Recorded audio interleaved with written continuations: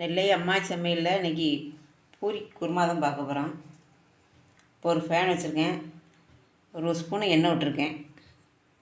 இது கடுகு உளுந்தம் பருப்பு போட்டுக்கலாம்.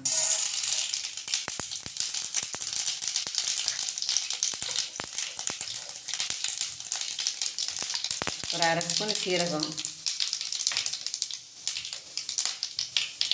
பச்சை மிளகாயும் வெங்காயம் இந்த மாதிரி கட் பண்ணி வச்சுருக்கேன், இதையும் போட்டுக்கலாம்.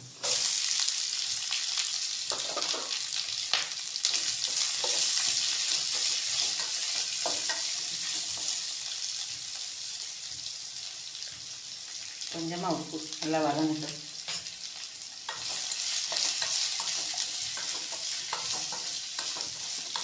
இது கொஞ்சம் வதங்காத அளவுக்கு நல்லா கிளறி விட்டுக்கிட்டே இருக்கணும். இந்த அளவுக்கு வதங்கினா போதும், ரொம்ப நேரம் வதங்க விடக்கூடாது. கொஞ்சமாக கருவேப்பிலை போட்டுக்கலாம்.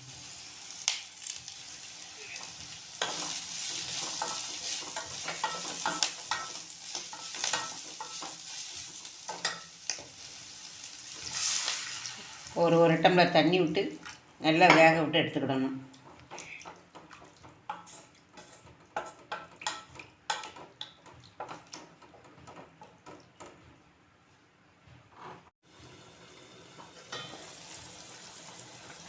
பத்து நிமிஷம் ஆயிடுது. வெங்காயம்லாம் நல்லா வெந்துடுது. ஒரு 3 உருளைக்கிழங்கு நல்லா வேக வச்சு இந்த மாதிரி மதித்து வச்சுருக்கேன். இப்போ இதை போட்டுக்கலாம்.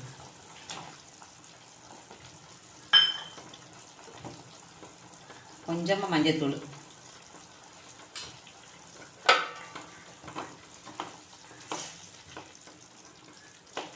நல்லா மதித்து எடுத்து விடணும்.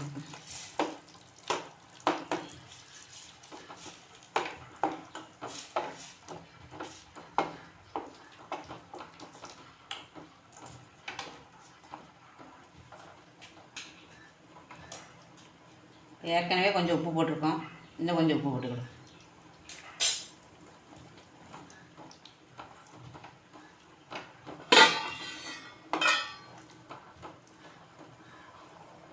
மசாலாலாம் சேர்றதுக்கு ஒரு 5 நிமிஷம் அப்படியே கொதிக்க விடலாம்.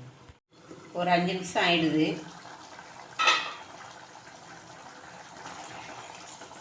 உப்பு மசாலா எல்லாம் நல்லா சேர்ந்துடுது. இந்த மாதிரி கிரேவியாக வச்சு சாப்பிடலாம், சாப்பிட்டுக்கலாம். அப்படின்னா ஒரு ஸ்பூனு கடலை மாவு எடுத்து கரைச்சி வச்சுருக்கேன், இதை ஊற்றிக்கலாம்.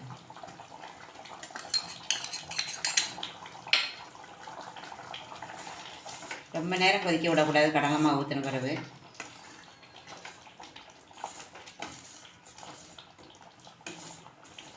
இந்த அளவுக்கு கொதிச்சா போதும். நல்லா கெட்டி ஆயிரும் ஆற ஆற.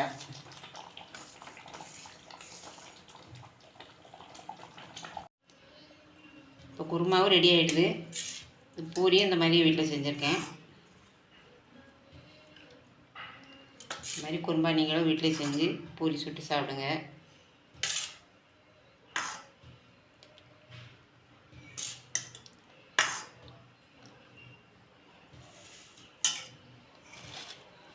பூரி நல்லா சாஃப்டாக வந்திருக்கு.